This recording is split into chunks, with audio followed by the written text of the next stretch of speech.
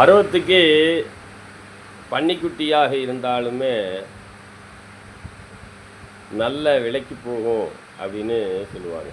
பருவத்துக்கு பன்னிக்குட்டியும் 10 பணம் வரும் அப்படின்னு.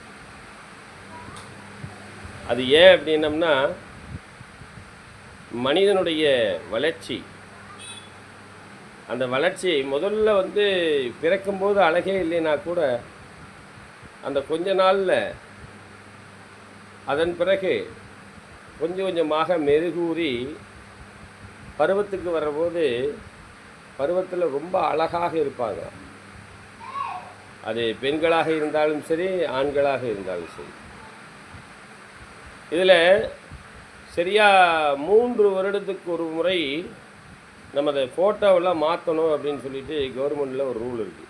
ஏன்னா 3 வருடத்துக்கு ஒரு முறை முகம் மாறுவிடுமா, அதாவது வளர்ச்சி அடையும் அப்படிம்பாங்க. நன்றி.